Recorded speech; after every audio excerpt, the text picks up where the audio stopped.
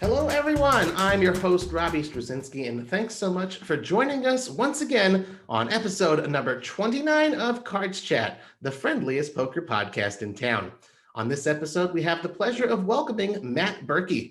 Matt is the founder and lead instructor of one of the most successful and innovative poker training sites in our industry, the Solve for Why Poker Training Academy. He's also hugely successful on the felt with over $4.1 million in career tournament winnings. And that's for someone who proclaimed himself dead money in the biggest tournament he ever played, and will also tell you emphatically that he's primarily a cash game player. Let's get to know him better. Matt, welcome to the CardsChat podcast. Thanks, Robbie. How you doing today? I'm good. How are you? Good. I'm doing all right, and I'm eager to get to know you a little bit better, and I'm sure our community is too. Let's start out with your background. Of course, you grew up in the poker world from a smaller stakes East Coast grinder from Pittsburgh, go Yinzers. So to where now, of course, you're one of the most successful and influential players out there. How exactly did you get started in poker? I guess it was initially a means for me to kind of socially fit in. So I don't drink. I've never drank, but I played baseball my entire life through college. And particularly as a freshman, you get hazed pretty tough on a team like that. A lot of which involves drinking. And I was very steadfast. I just wasn't going to budge. But kind of the way the story goes down is the first encounter that I had at the upperclassmen's baseball house. It was a lot of hazing the young guys and making them a part of the team or whatever. And I noticed in the back corner there was a card table. My friends and I had played a bunch in high school. This was pre moneymaker boom, so it was mostly like stud variations, often with wild cards, follow the queen, Chicago, whatever.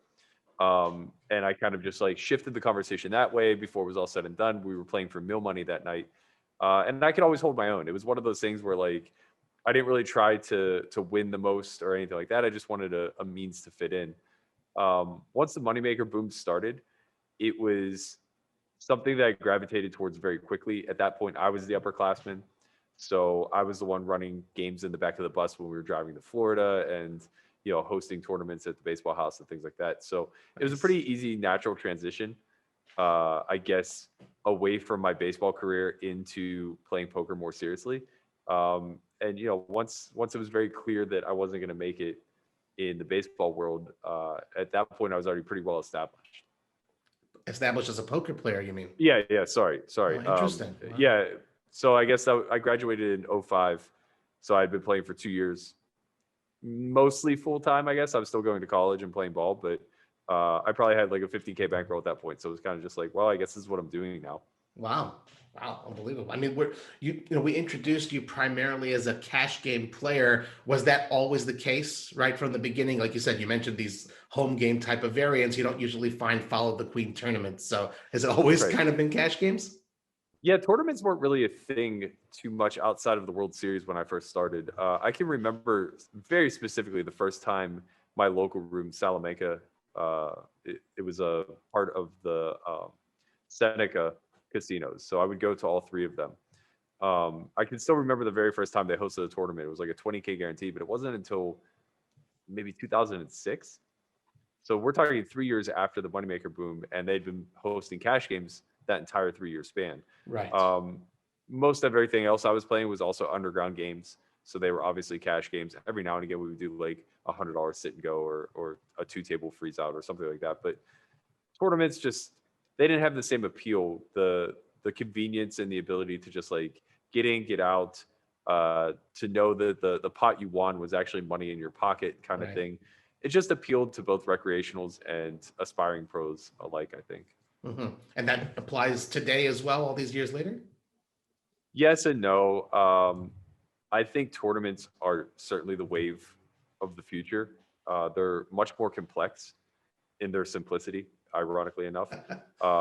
It's kind of like the game of Hold'em, where it only takes a minute to understand the rules and comprehend what you're about to get yourself into, but it may take a lifetime to master something that's so variable in nature as MTT play. Right. You just can't really solve for all the different stack sizes, all the different formations you'll run into, the different ICM spots. You'll just forever be learning, and I think that's a great thing. For sure. There's also more opportunity there. You can't be frozen out. You don't need to be invited to events. But my heart definitely still lies in cash, specifically deep stack cash. So I would say I'm still putting the bulk of my hours for both study and play in that arena, but it's maybe like 25% of what it was 5 years ago whenever I was heavily grinding. Interesting. And all those variants that you started before, like pre-Moneymaker, are you mostly a Hold'em guy, or you also sort of mix it up in stud games and PLO and, do 7 triple draw once in a while? No, I'm definitely a purist.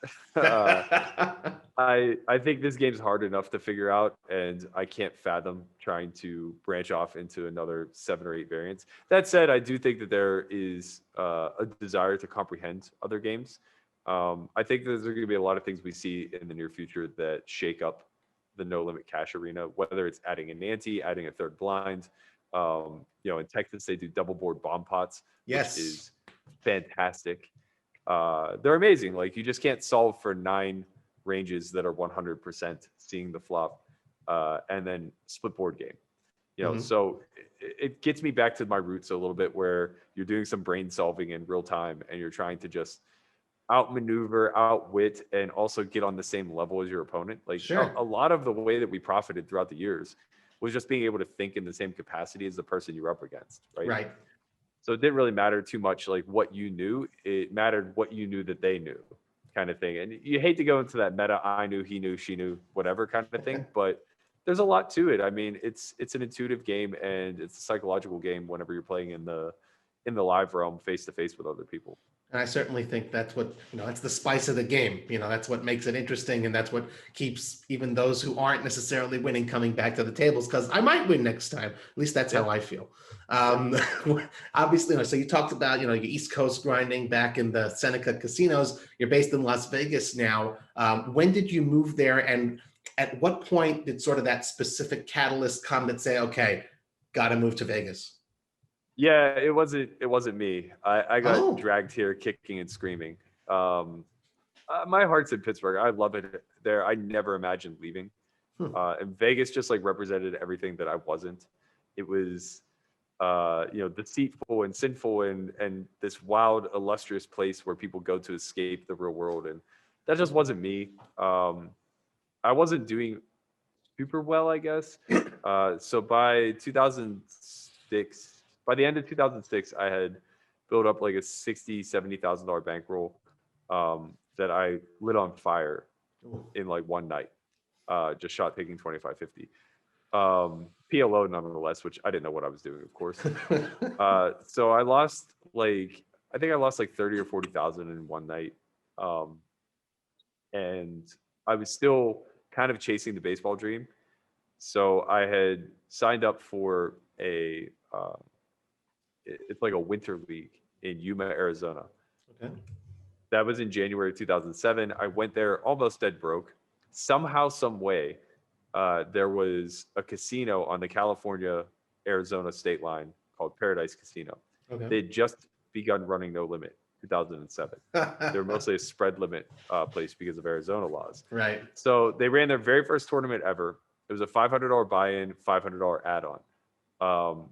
And it got like 100 entries, but they guaranteed 20K to first. Oh, wow. So nice. Yeah. So it was like, not everybody added on. It was probably somewhere in the neighborhood of like 50 to 60,000 in the prize pool. And first place was almost half. That's pretty top heavy. Yeah. I just went wire to wire.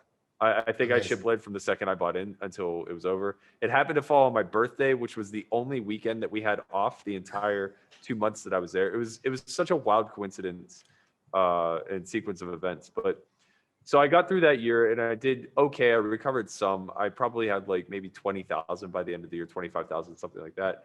And my friends all around me, they were just like, look, we've outgrown these Pittsburgh home games. They're getting smaller. They're dying. We all need to go to Vegas. And I'm like, no. And they're like, okay, so we're going to Vegas and you're coming with us. And I'm like, absolutely not. And they just basically flew out here, put down a down payment on a house, and we're like, either come or choose another career. Wow. So I came. I came and everything just like went well. I think by the time I paid for moving costs and stuff like that, I maybe showed up with like 10K in my pocket. I got second in a Venetian event like the first week I was here. And Brent Hanks moved out here with us. He he came late just because it's what he does. He just drags his feet with everything. So he showed up on like a Saturday and won the Sunday Million the next day. It was insane. Wow. It's like he's one of your boys from back home. Yeah, he's a Buffalo guy. Yeah. He was a little bit closer than we were to Salamanca Casino. So we met him, probably played with him for like 2.5 years before we all decided to come out here. Very cool. Nice. Well, I mean, so Las Vegas, obviously, to people who don't live there, maybe people who visit, once in a while, certainly has that sort of stereotypical glow or whatever you want to call it, the way you described it before. You've been there now for well over a decade, close to like 14, 15 years, something like that. Is it still that way to you? Because I know locals look at the city quite differently. It's divided. The social climate is very difficult to navigate, particularly if you're not like interested in going all in on the nightlife. Especially as I age out of that, right? Like I'm 39 now. I'm just not looking to go to Omnia on a Wednesday. You and me both. Yeah. So I'm also 39, by the way. It's tough. You're not going to meet too many normal people in the traditional sense. Like you're not going to meet a lot of teachers and nurses and scientists and people who are in traditional career path, and that's great. I think it's really good to be able to come in contact with like all walks of life. But the problem is, as a poker player specifically, you're mostly just going to meet service workers or people in the service industry. And I only say that that's a problem just because it kind of enables laziness from the social side of things. Like, right, it's just so convenient. They're going to work a comparable schedule. You're just going to naturally always gravitate there, but you're not really going to push too many boundaries. So I think that it could be a little bit challenging from that regard. But the city itself has a lot to offer, way more than you would think, just kind of being from the outside looking in. Once you get away from the strip and the glitz and the glamour, there's just like a lot within pretty close proximity, be it Mount Charleston, which is an hour away, Red Rock, which is very close, obviously Lake Mead, which is fantastic. There's just like a lot of outdoor activities. And I think the best part about this place and why I'm probably here and why I built a house here rather than moving back home outside of needing to be here to play is just you stay young so much longer, right? Like you just can't be 39 single and playing poker for a living in Pittsburgh, PA. That's just not remotely normal, but like you're just another person in a sea of other people who are like kind of transient in the city doing your thing out here. And the ability, like I'm probably in like 6 or 7 different rec leagues, and oftentimes the games are at like 10 p.m.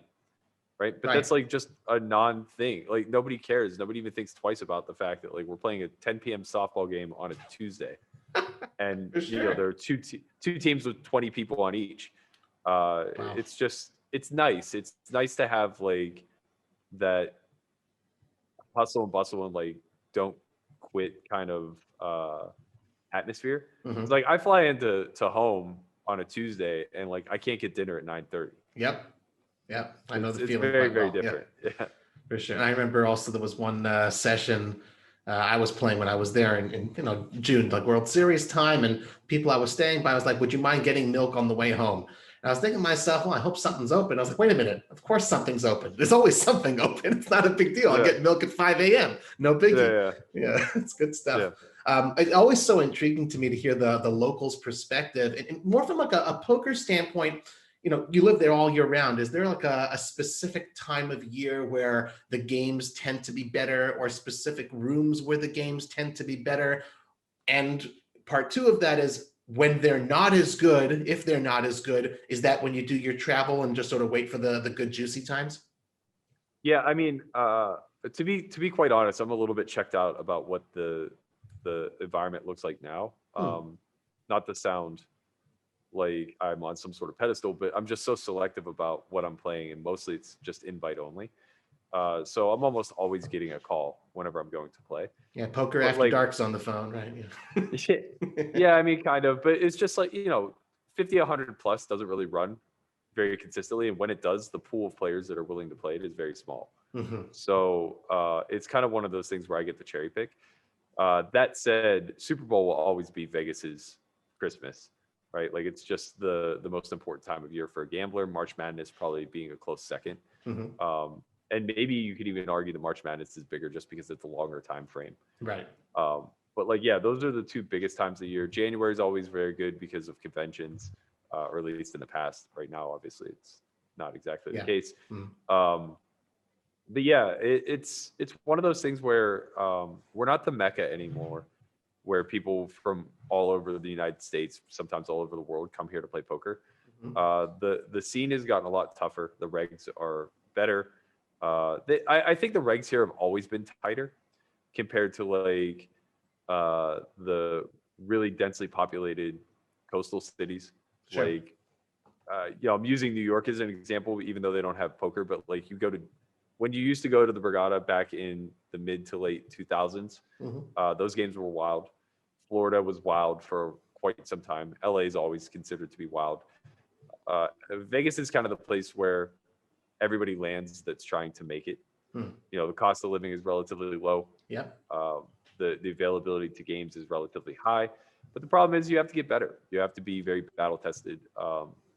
People aren't just going to give away their money here necessarily. And for that reason, I think that people are kind of traveling here. Like the allure to play poker in Vegas has maybe gone down, especially since if you're just in some random city in the Midwest, there's probably a card room within an hour or two drive. Sure. I hear that. So most of our audience, I can't know for sure, but I would assume that the 300,000 strong CardsChat forum community aren't 5,100 grinders though. So I'm wondering though, if possible, somehow, that question that I had asked, is that still applicable though? Maybe it's for the 1, 2, 2, 5, even 5, 10 kind of folks. Is it still wild, loose, and it has that Vegas-y feel, or is the same applies as well? It's tough these days and better to go to Bossier City or New Orleans or something. I would say that games often play smaller here, with the exception of maybe 1, 2. The big challenge with 1, 2 is that the rake is so astronomically high. Yeah. And I'm not even saying in Vegas. Vegas rake is actually pretty good compared to most other places, I think. But the issue is that like $5 is 2.5 big blinds per raked hand, right? And you're going to hit the cap pretty often. Yeah. So you might be talking about them taking somewhere in the neighborhood between 75 and 100 big blinds an hour. Yeah. It's pretty difficult to overcome that. Now, what helps is that there's such a massive influx of dead money playing at those stakes. But it's hard to make a living play 1, 2 because the more hours you put in, the more of that rake you pay. It's different if you're there trying to pick up loose cash, right? You'll do very well. If you're putting in a handful of 1, 2 sessions where the games are good, you can have an extremely high win rate. And you should use that as a crutch to get to the next level where the rake is less impactful. But once you do start to get to those slightly lower rate games, I think that the gameplay kind of tightens up a little bit. Now, that said, at the 2-5 level, you have infinite games to choose from. When they're at full capacity, Venetian might be running 7, 8, 10 2-5 games maybe. Wow. The Win offers a deeper 2-5 game. They'll get 3 or 4 going any given night. And these are uncapped. So Win is 300 big blinds. Venetian's 200. Bellagio's 100. And then there's a bunch of smaller rooms across the city that vary. Gotcha. That's good to know the scene. I know a lot of us are going to be itching to come back and play a little bit. So it's good to get that sort of an insight. Obviously we've alluded to it. It is the elephant in the room. Live poker wasn't really possible too much in 2020. So what was that like for you for the past year? I mean, I know that you had some results in the WSOP.com summer series. It's like 60K in winnings. So, was it just online or were you focused on other stuff? Yeah, I mostly just played online, almost exclusively on WSOP. I actually had a really great year. Mhm. I played a lot of Nosebleed Cash. So I probably put in, I don't know, maybe 5,000, 10,000 hands Cool. at the 50, 100 and higher level.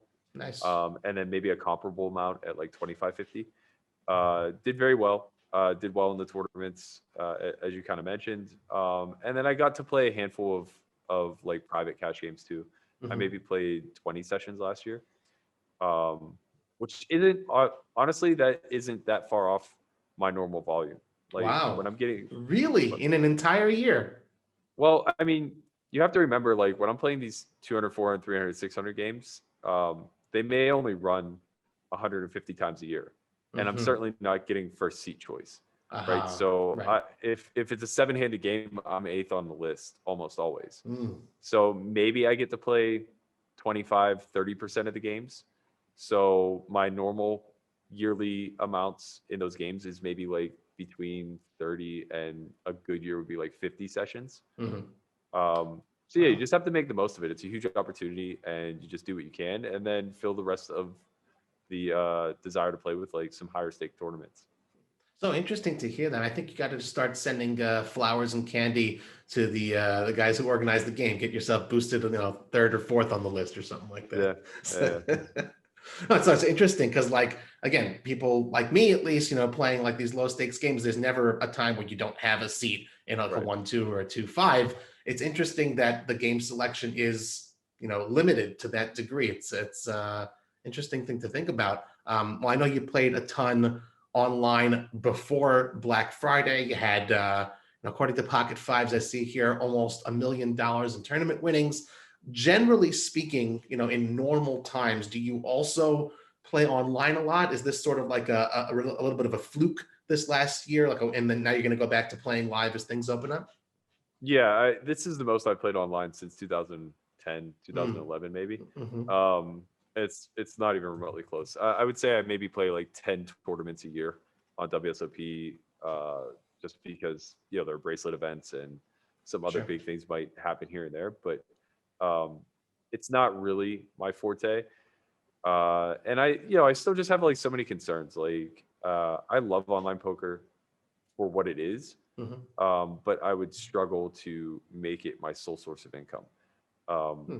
there are just too many opportunities for bad actors, I think, Even in like and a regulated WSOP.com market? less so. But I mean, they're still fighting the good fight too, right? Like Hmm. they're only as good as their security system, and Wow. there's just new technology coming out every single day, be it RTA or scripts or screen scraping.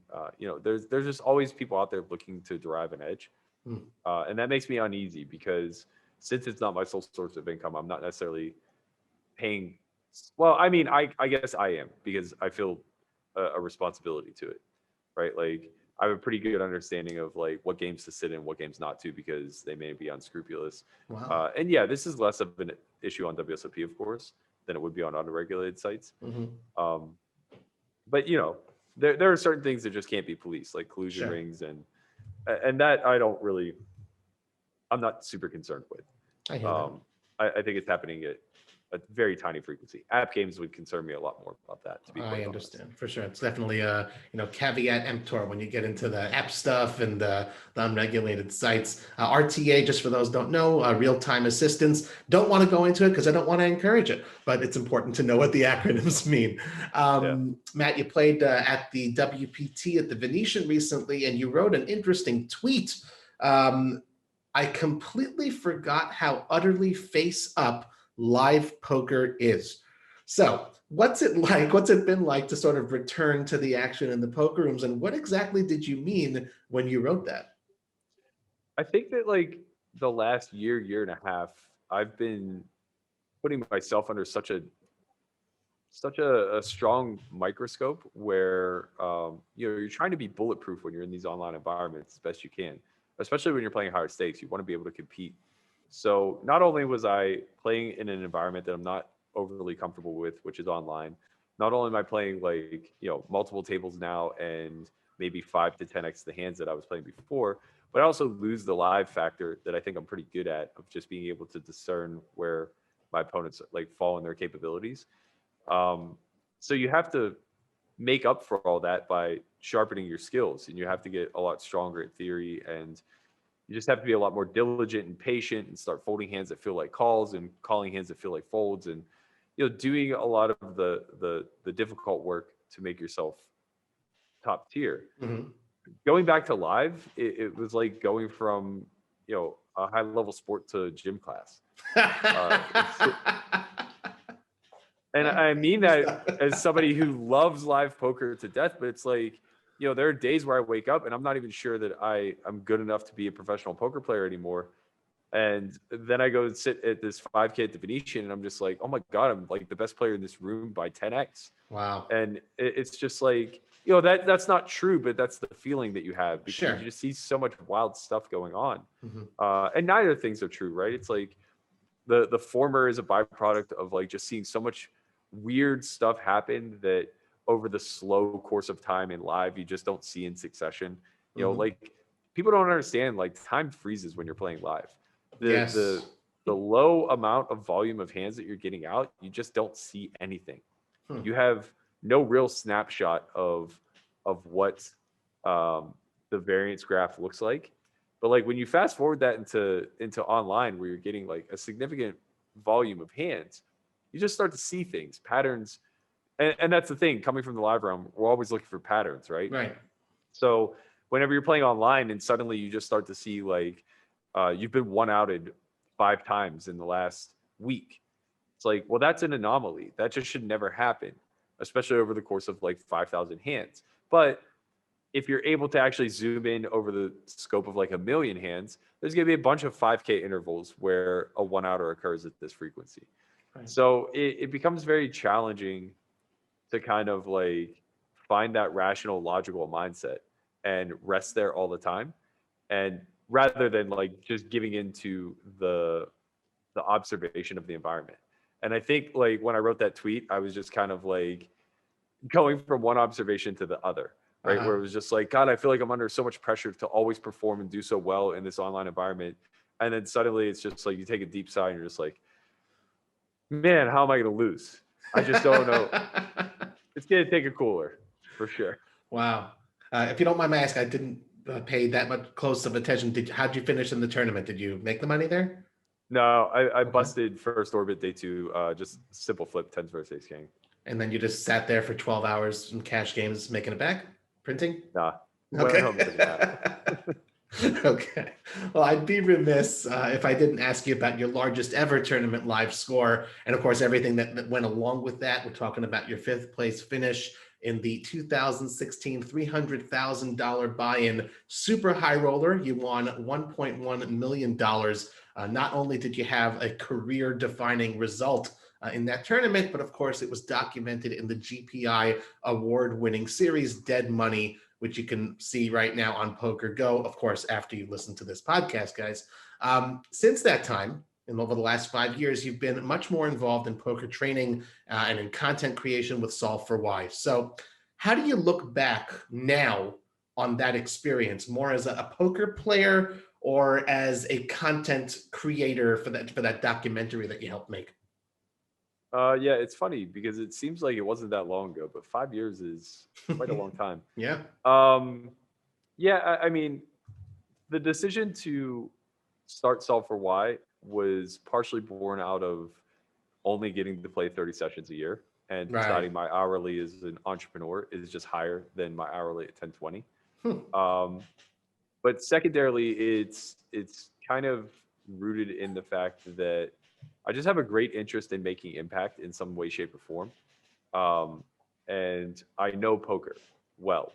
So this is a good testing ground, I guess, to see if I actually can be influential and impactful. It's a small community. It's subject matter that I know very well. So the idea was like, let's start to build out this company that solves for root cause analysis and see if we can move the needle at all in this small community. And Dead Money was just kind of like a microcosm of that. It was like, well, I'm going to put myself through the methodologies, right? Because I don't play high rollers, and uh, I don't play buy-ins this large or fields this small, and they take a unique skill set. So let's kind of go through our process. Let's document it, and let's hope that the results align with the hard work that we put in. And fortunately enough, like, we were on the right side of it. Right. Wow. It's like, I love the way you put it. It's like, it's obviously you're not reading off a piece of paper that answer, but it's just so well put, so well thought out.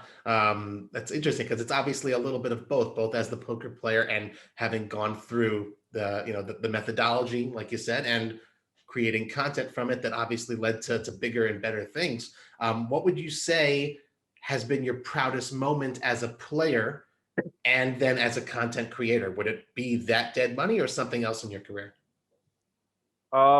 In the moment, it was definitely the fifth place finish at the Super High Roller Bowl, just because it wasn't just kind of clickbait, us calling it dead money. Like, I very strongly felt like an underdog going into that event. Um, Looking back now in hindsight, I think I'm more proud of the fact that I've been sustained at high stakes, no limit for 7+ years now, um, and largely self-sustained. I think that that's pretty defining to me and where I really hang my hat. When it's all said and done, I don't want to be remembered for one random event or one random score. I honestly, like, it must be amazing to be moneymaker with the impact that he's had on the community and everything else.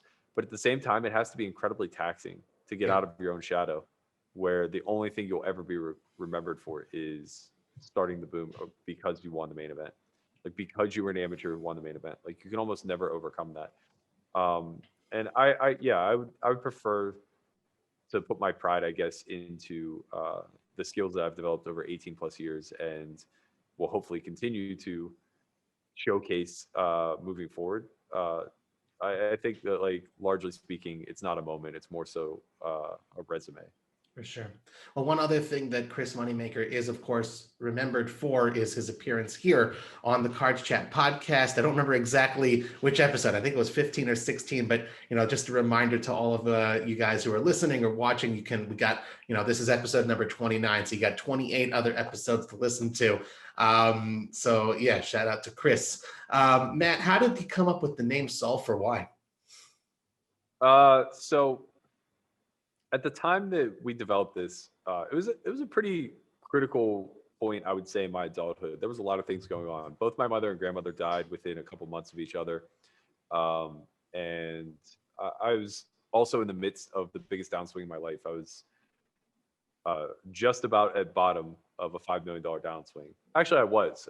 When my mother passed, is when I went home to take care of my grandmother, and I just stayed.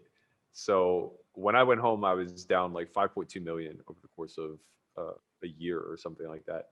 So it was an extended downswing. It was the largest downswing I'd ever encountered. And, I was having a lot of negative things happen in my life as well. And my default in those situations is to just do a lot of, like, introspective thinking, I think, a lot of self-actualization. And one of my preferred sources, I guess, or one that I gravitate towards, was Simon Sinek, who wrote the book Start With Why. He wrote Leaders Eat Last, and most recently Infinite Game. All, I think, are fantastic reads, especially if you have any interest in being an entrepreneur or in business. But I think they apply to life pretty well as well. And the overarching theme is just that problem solving from what and how got us through the dark ages, and up until the Industrial Revolution, and even maybe through it, since it was just a very hammer and nail approach, right? Like, we were largely just cogs in a machine trying to advance society, and eventually we got to this technological revolution. Now there's really no need to identify problems and figure out the simple solution any longer. We need nuance, and taking a why-centric point of view really allows for that, right? It allows for that root cause analysis. So when you want to solve homelessness, you don't start giving bums on the street $20, right? Right. That would be the how and what. What is the problem? This guy is homeless. How can I fix it? I'm going to give him money. That doesn't actually solve the problem, right? That just alleviates it temporarily. But if you started a root cause analysis of why does homelessness exist? Well, we have, disenfranchised uh, groups that are often disregarded and they're on the street. We can go down this long rabbit hole, but eventually we're going to arrive at some causes that can be corrected, right? Maybe, uh, I think like solutions oftentimes aren't intuitive, right? And we see this a lot in solver work too. Very frequently, you will think that, you want to solve a problem. Like I don't handle three bets well out of position. So I'm just going to start like folding a lot. And then you start to look at the solution. It's like you're just dusting off money if you're not defending at the proper frequencies, right? So now you look at what the actual response is supposed to be, and it might be counterintuitive. You might start four betting hands that you're folding. You might start calling with hands that you feel like should four bet for value. Whatever. There's a lot of things that work, and all of that is born out of doing root cause analysis and deciding like why you are doing what you're doing rather than what it is that you're going to do. Execution should be the last thing, not the first thing, right?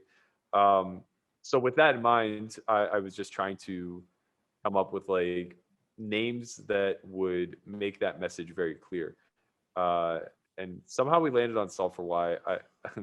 I really liked our initial logo, even though it was too complex and didn't read well, but it was the thinking man Right. with an algebraic equation in his thought bubble that said, solve, like you're doing an algebraic equation. It said 4 equals y or 4 equals whatever. Right. Basically, it spelled out solve for y in an algebraic equation. And yeah, I just like that idea because at the end of the day, like poker really is representative of life in a lot of ways. There's a ton of variance involved. It's driven by a very chaotic mathematical system, but at the same token, there's like a philosophy and methodology that you can apply to both the execution and the study of it. Wow. I was quiet for a long while there on purpose because you are so eloquent and you express yourself so well, Matt. It's and clearly, it's very, very deep. The Solve for Why Academy, the name, and it resonates tremendously. You spoke about the personal stuff that happened with you. I remember I believe, when I first really kind of became aware of what you were doing. You had this like incredibly long and heartfelt outpouring of a blog post that you wrote, I think connected to a lot of that stuff. Recommend anyone, to get to know Matt even better than we are here, during this hour. It was unbelievable. I just read that, just, mouth agape. And again, just got to say, you express yourself really brilliantly and beautifully, and really enjoying this conversation. So thank you for that. Thanks. Oh, it's the real deal, man. What is it that you like about teaching and creating content? I like that it challenges me first and foremost, I think, because it forces me to at least know as much as my students, right? And that's harder than it sounds. We have engineers and physicists and lawyers and very well-to-do people in all sectors of the world who are very worldly in their knowledge. So I have to keep up. But also, it's one of those things where I also just have to keep an open mind and listen, right? Like there's a big value exchange there, especially when you're talking about people who are successful in other realms. They are very open to what I have to say about poker, and oftentimes they will be very receptive in reciprocating and giving me their thoughts on finance or Sure. technology or whatever. And it's nice because now I don't have to do all the legwork. Right. The actual teaching element itself, I think, it's kind of a way to keep myself in check. I think that's what I appreciate the most about it, is to make sure that I'm never speaking to an echo chamber. Surrounding yourself with people who challenge the notions that you put out there, even if they are your students, I think is worth just infinite. especially in a game where feedback loops are very inconsistent. A positive feedback loop does not equate to truth, especially in this game, right? You win a pot, Yeah. that doesn't mean anything. Right. That could just be sheer variance. And a negative feedback loop doesn't equate to truth. You lose a pot, that doesn't mean anything either, right? And there's a lot of that in this community. You can be told that you're absolute and utter trash, but oftentimes that's based off of having watched you play a hand, Right. right? Some sort of snippet or snapshot of a million or tens of millions of decisions that you've made. And when you start to lean into those feedback loops for validation, I think that you've already lost. So having the ability to instead kind of have open discourse and discern, where your holes may be, and also you're doing that for your students as well, right? It's like Right. you're analyzing them. You're saying, okay, just based off of what you're saying, I can tell where your logical thought process is going, and it has a hole here, here, and here. So I think that that's worth a lot. The content creation is something totally different. Yep. I enjoy that for creative reasons. I kind of said this on the podcast last week, or on our vlogcast last week, that I find myself spending like 5 or 6 hours a week just creating thumbnails. Wow. That's like wow. I'm the CEO of a company. I should not be doing the thumbnails, but to a certain level, like it's cathartic for me. Like it's an escape. I like creative outlets a lot, and I often don't make enough time for them. You kind of mentioned my blog. I really desperately want to get back to writing again. It was one of my favorite outlets, coming into adulthood, I guess. And as I kind of solidified myself in my 30s, I maybe felt less of a need to express like that. I also just did so much more on-camera stuff. Sure. That it seemed less important. But it's just very different, right? Like when you do the on-camera stuff, if you're a guest for something like this, okay, it's great because somebody else has deemed you worthy of the chair. And whether it's just the host or the community that they're doing the show for, they want you to speak your thoughts. Yeah. When you're constantly doing it for yourself, for your brand, for essentially propping up the things that you're trying to build, it feels very selfish. It feels very self-righteous. Like I don't know. I don't love constantly creating content for Self or Why, just because I do feel like we created our own platform and our own megaphone. Yeah. And I'm not saying it feels undeserved, but it feels unnecessary, I guess. I'm just not that all eyes on me kind of person. But when you're writing, it's different, right? Because you're just putting it out there. Yep. So if you just write something that somebody else can resonate to, great. You're just literally spilling your thoughts onto a piece of paper because something was important to you, and you hope that other people can share in that. And I think I missed that aspect of content creation more than anything else. Well, I mean, they do say a picture's worth 1,000 words. So if it's a thumbnail, maybe 500 words each time. You getting that creative outlet. And I love the attention to detail. Again, there's like put the two sides of this together. Folks, here you have someone who's playing 25, 50, 50, 100, and for the creative purposes and to get that stuff out, he's spending time as the CEO of his company 5-6 hours a week on thumbnails. I think that speaks to something really special. So again, more power to you. Time to plug it a little bit. You got a couple of tiers to the Solve for Why site. You've got your monthly membership and also the Academy, which is more along the lines of like live coaching geared towards the higher stakes live cash games. Can you kind of give us a little bit of a breakdown of each and who the target audience is for each of those? Sure. So yeah, there's a lot of moving parts taking place just because of COVID and the pandemic. We haven't ran an academy in over a year. Probably won't run another one until June or July, but again, we'll see. It just depends on how things open up. But yeah, I would say that the target group is people who are to a point where they have a deep enough understanding of the game that they realize it's not a simple solution, right? Like the one thing that we always promote is that we're not going to give you an answer. but we're going to help you ask better questions. Mm. So I think initially when I developed the company, my idea was to target like the grinder who's just stuck in the mud, the guy who's been playing 2.5 for 6 years and can't seem to graduate to the next level. And I still think that that applies. I think that that's probably the person that we absolutely help the most. But the majority of our audience is actually probably in a much better spot than that person I just described. They are the I guess, aggressive enthusiast, if you will. Mm-hmm. I don't really have a better term for it because a lot of the guys that we're serving are working 40-hour weeks and playing 30 hours on top. So it's just like That's a perfect way of saying it. The aggressive enthusiast. Sure.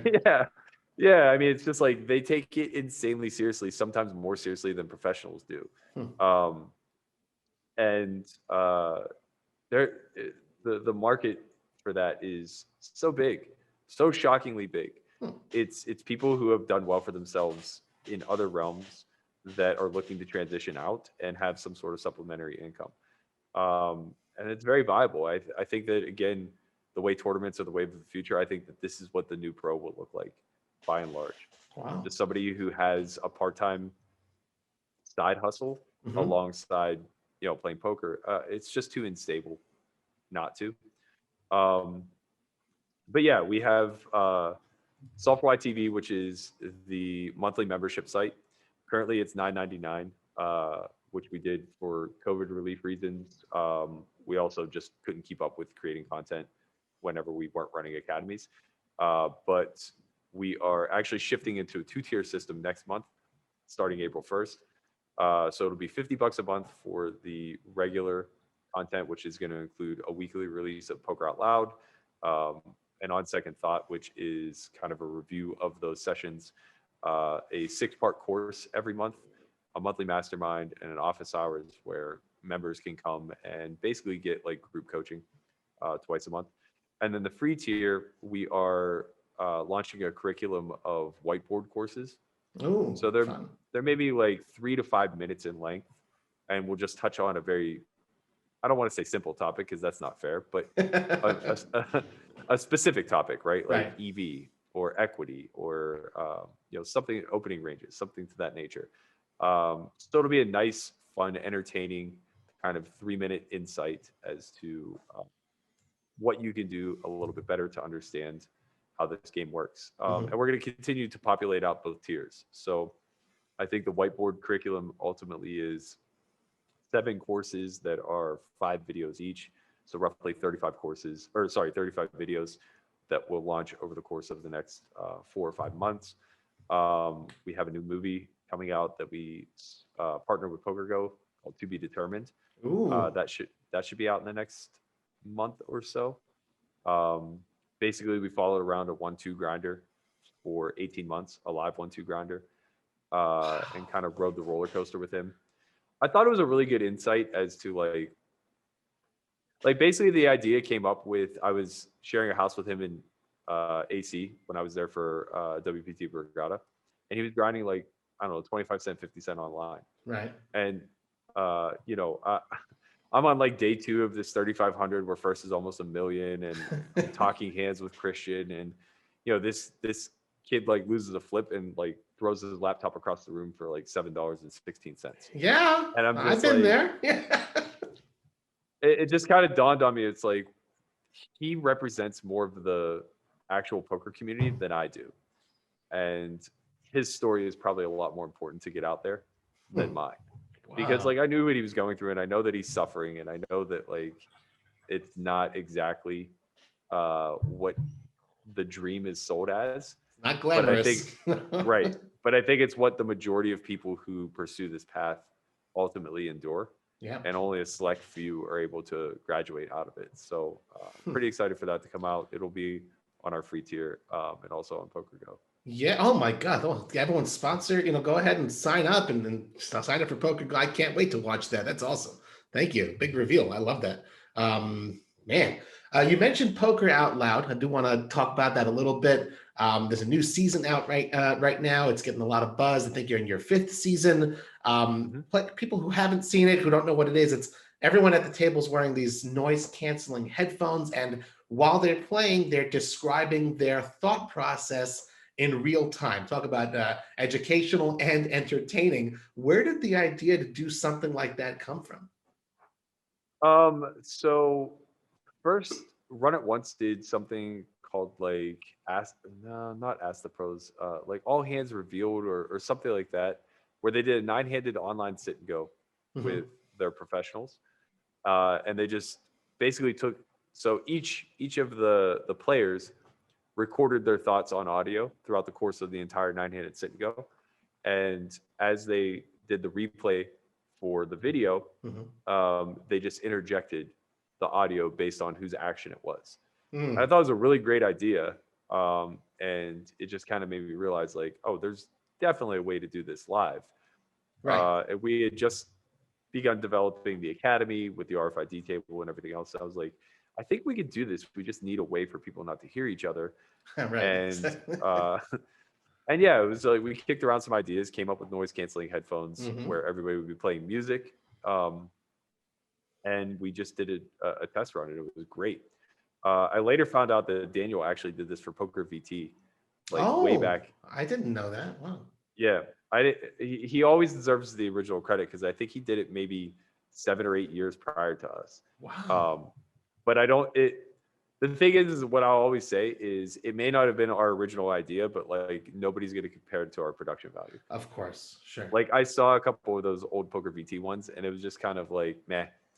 Well, it was good for its Granted, time, right? yeah, well, sort of. Like, forget the production quality aside. It was like, a bunch of guys that we wouldn't consider to be very high level pros, just kind of saying like, "I hate his face, I raise." Uh, so there wasn't a whole lot of education to be derived from any of the episodes. Okay, that's fair. That's fair But criticism. it makes sense. It was pre solvers. It was really pre strategy in a lot of ways. Everybody was just feeling their way through the dark. Um, so yeah, like shout out to Negrano for the original idea, assuming that it was actually his, or whoever on his team came up with it. But it's our baby. I think that like it's so engaging on so many different levels. People often mistake that we're trying to sell our strategy, right? Like, oh, watch us play and then go emulate us. Like that's not the point at all, right? It's more so like, have you ever been confused and wish you could hear what somebody was thinking? Like, do you ever watch high stakes poker and somebody makes a play and you just don't understand why? So you criticize, right? Or you just chalk it up to like, he's the best, he's doing something I don't know how to do, move on. Well, imagine if like you just had their thoughts taking place in real time Hmm.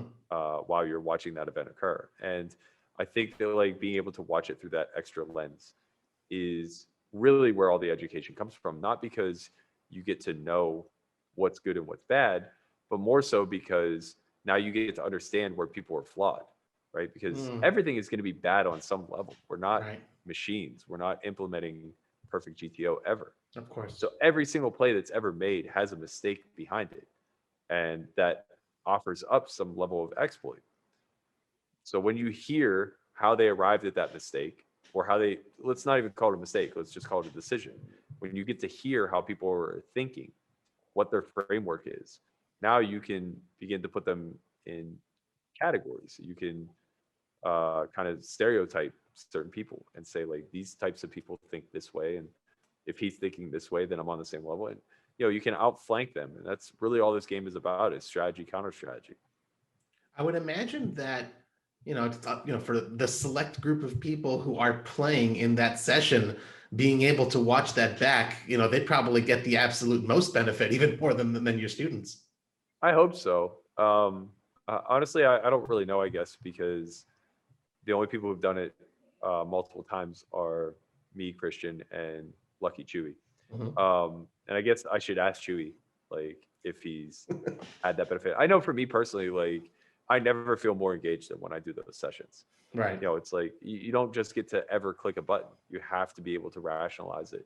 And that's not saying that rationalizations are the key to success, because they're not. Generally speaking, we want to avoid them. But you at least need to be able to rationalize to come up with a logical thought, right? Sure. Like if you're unable to defend to yourself why you're about to do what you're about to do, then it almost certainly has no merit.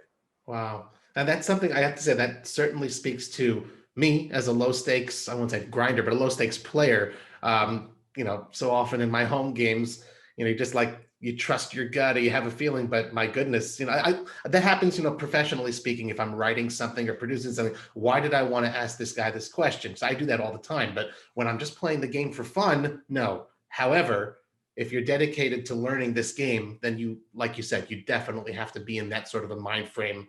And it seems like a really helpful tool for someone who does want to go ahead and improve.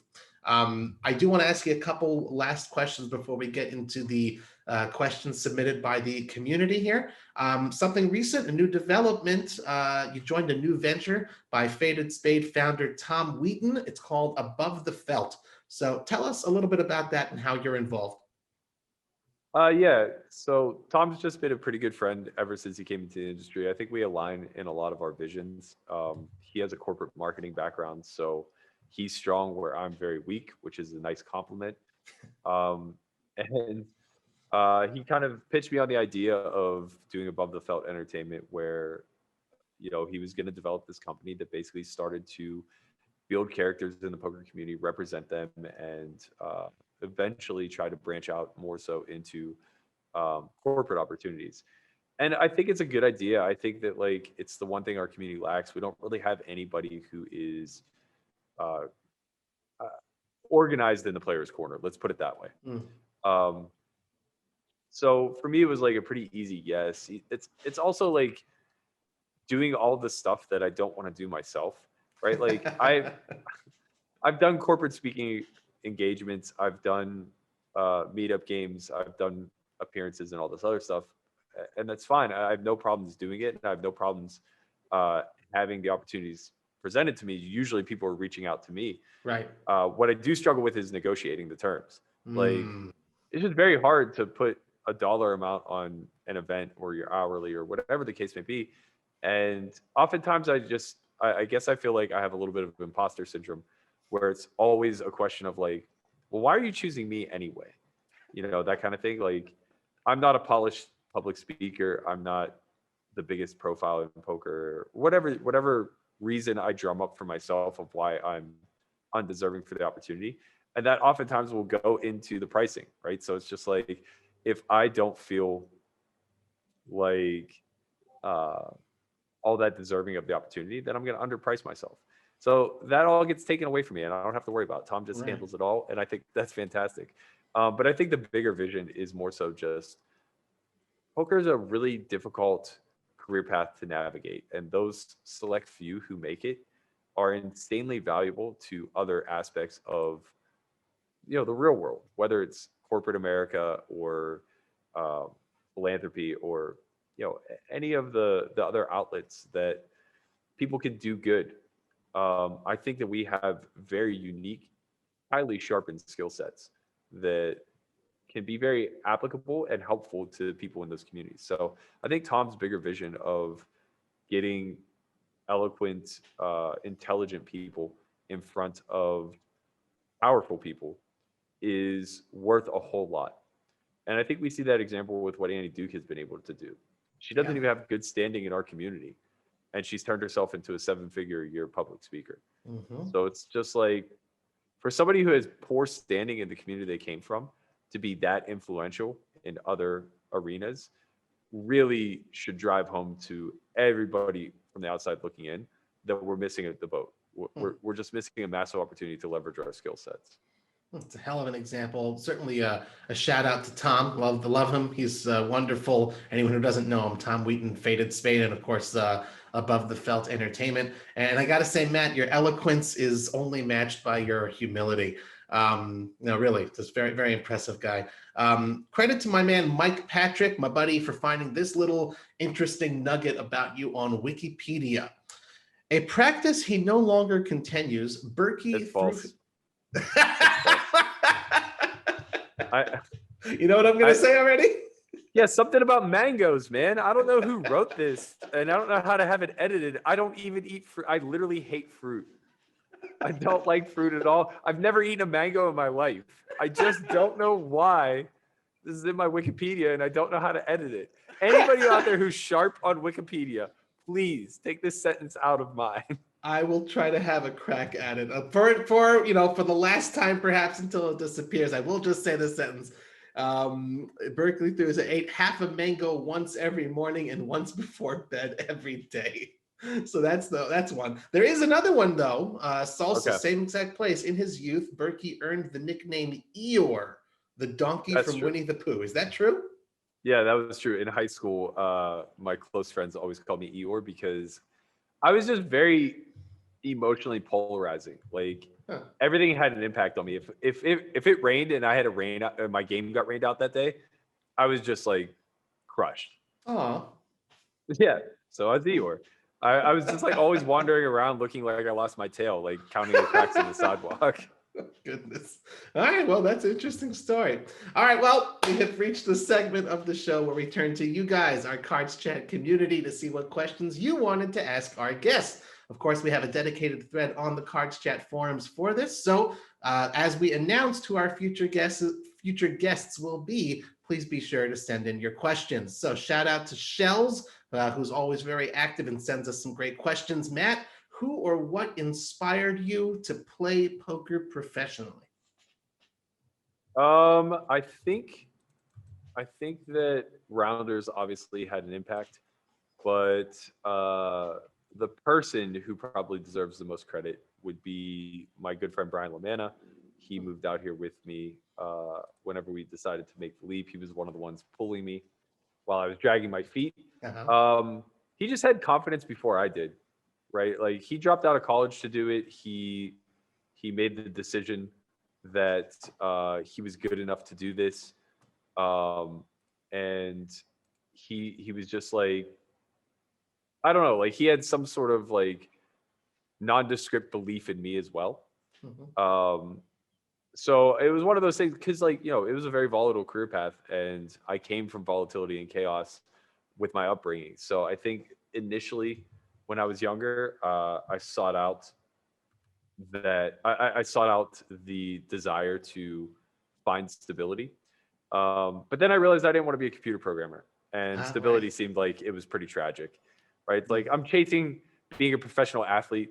I'm chasing, I'm getting handed all this free money basically to play a game. Like forget tradition, forget stability. Like this seems like a much better path. And he was just always a really strong support system, as was Brent. Because, like it's no shock. I went broke many times throughout the course of this. Like I never played 1-2 in my life. I very rarely played even 2-5. I probably played maybe only 25% of my early career was at like the 2-5, 5-5 level. So I was just like always sitting case money. Wow. So it was really important to me to have that strong group of friends. And Brian, Brent, Brandon, and Greg were the 4 guys I moved out here with, and they just always represented that. Unbelievable. Wow. Next question from Shells. What would you say was the best piece of advice that anyone gave you as you began your poker career? I don't know that I had much advice. It was different then. We just didn't, like Negreanu's generation didn't talk to us. Not the way that we do to the new up and comers, right? Like there was no information. There was no kind of showing us the way or lending us advice. It was just more so a bunch of young kids kicking around ideas on 2+2 forums and things of that nature, trying to figure out what the hell it was we were going to do for the rest of our life. I think that by the time I started getting good advice, I was probably like 30. But I would say that Bob Bright was actually pretty influential in this regard, where he just was always very encouraging to leverage skill over security, right? Which is kind of shocking because he's a very calculated investor who certainly never puts himself too much at risk. But the whole idea of like, do things while you're young because it's more difficult for you to fail. Like you'll just bounce. Right. Was very loudly spoken to me, I would say. Interesting. It's funny also that you mentioned, Negreanu's generation. You said you're 39. Negreanu, I think, is 44. You know, it's like, but still, it's there is a generational difference there as far as Yeah. when someone comes up. It's unbelievable to think Yeah, I that. mean, he had probably played for 7 or 8 years pre-moneymaker, right? So that's a career. Yep, absolutely. Last question from Shells before we move on to the next one. What are your hobbies, or what would you like to try away from poker that you haven't yet? The vast majority of my time is spent being athletic or active, I guess. Mm-hmm. So I'm probably playing a sport every day, be it pickleball, softball, something in between. I work out every day as well. I would say that those are the things I'm most passionate about. What would I like to do that I'm not currently doing? Man, I hate to even say this out loud. I don't want to speak it into existence because I don't know that I really want to do it, but it's something that I've been encouraged to do, and I probably should just. I think I might enjoy it if I actually dug into the process, but I think I would like to write a book. Oh. And I really don't see, even when I say it, I don't mean it. I don't want to write a book. Okay. No part of me wants to write a book, but I would like You to want be to a say that published you wrote a author. book. Yeah, I would like to be a published author. There you go. Okay, that's fair. So I think I can handle writing blogs, and perhaps maybe I could just turn like a series of blog posts into a book. That I would be okay with. Yeah, okay, that's fair. Acid Burn FX, thank you for the following questions. Matt, who performs the most random acts of kindness out of everyone you know? Man, that's a great love question. these questions. Love these questions from the community. It's a really great question. It's actually something I cherish. I truly, truly appreciate people that are just genuinely kind. I would say my best friend, Danielle Barilli, is probably one of the more thoughtful people that I know. She's just like the type that will very quietly volunteer or will, kind of pick up on social cues and make somebody's day, bringing them a small gesture or whatever the case may be. I think that those types of acts of kindness go so much further than any other, I guess, like means to an end. It kind of goes all the way back to the idea of like root cause analysis. Like slapping band-aids on things just don't work. But actually genuinely connecting with other people, I think just has a pretty impactful forward momentum type of reaction that, just it generates more change. Sort of, I don't know if it's the antithesis of that question, but being altruistic, but also from Acid Burn FX, when was the last time you felt powerful? Man, I like his questions. These Right? are good.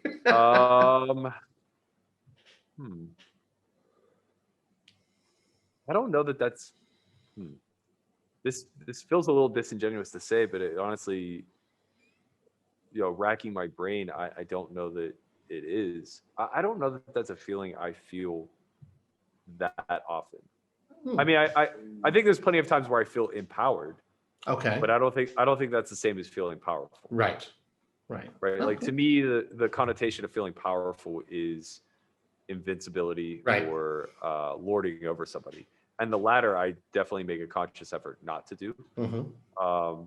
Feeling invincible, I guess, there was probably a session somewhere over the last year where I just ran like God and, chalked it up to my own prowess. I'm sure that that's the case. Yeah. But yeah, nothing like stands out. Okay, that's fair. Rowdy Greg has this one for you. Coming from such a small town, I wonder, was poker one of the few ways to make it up and out? It's a really good question. It's funny, I didn't see my childhood or my limitations as a kid. They didn't exist to me. And I guess like part of that is just because I was so propped up by the people around me. Like despite all my mother's shortcomings with addiction and everything else, she was like my biggest fan and always would tell me that I'm the smartest person in the room. And you hear it enough, you start to believe it. So I never really saw where I was from as being a limiting factor. And I definitely didn't really feel like I needed to gravitate towards an escape. I always knew I would go to college. I always knew that I was going to attempt to play ball. But I think that it more so felt like an escape once college was coming to an end, Mm, because that was the finite moment where all of that got pulled out from underneath me, right? mhm. Like being the smartest person in the room doesn't matter anymore. Like, what are you going to pursue? Right. And this dream that you've been chasing for the better part of a decade is dead. So what are you going to pursue? Hmm. Um, Poker really filled those voids. You got to be intelligent, you got to outwit and outmaneuver people, but you got to be hyper competitive as well. And it pretty naturally allowed me to transition off of like utter heartbreak from just not being talented enough to make it in sports. Wow. Fantastic answer. I don't want these to end because you're just giving such amazing answers here. But this is our last question, Matt. Poker HP 365 asks, is there a chance to achieve results in poker without math? I'm a beginner and the game is different, and I'm wondering what to look for in training. It's possible, specifically in live poker, but your ceiling will be very low and your shelf life will be very short. Um, Hmm. the best way I could describe this is for anybody who's familiar with like the butterfly effect. That's born off the idea of chaos theory. So chaos theory is basically something on the surface looks very simple and very intuitive and in line, but underneath, once you dig in, it's very hectic and chaotic at how it's being driven, and it can work in the inverse too, right? Like something on the surface can look incredibly chaotic, but it's actually driven by a very consistent, uh, maybe not simple, but very consistent mathematical um, device. So the example that we use at the academy is I can't remember this person's name, but he was a what's the scientific term for a weatherman? A meteorologist. Meteorologist. Yes, he was a meteorologist, and he was trying to come up with an algorithm to predict the weather. Um, and as he did his computations, he did it out to like the 10th decimal or something like that, and he was getting results. So what he believed to be true was that he didn't need to do all this legwork, and he reduced it down to like 4 decimal places, thinking that a small change in the beginning would yield a small change at the end. But that's just not how chaotic systems work, right? Mhm. That small change in the beginning yielded a massive change at the end. Hmm. Poker is very similar, right? Like we think the idea that we could just add a hand to our opening range or remove a hand or whatever the case may be, and it will only have a nominal impact on our later streets. But that's not true because of the chaotic nature of poker, right? It's driven by chaos theory. So a small change at the beginning can oftentimes yield an astronomical change at the end. Now, it doesn't have to. The whole reason I'm speaking all of this Mhm. is to make it abundantly clear that the way that we can understand how big or small the change will be based on how much we deviate from quote unquote theory, it's all born out of understanding the underlying math, right? So it becomes very critical to know how equities work. It becomes very critical to understand how EV is derived.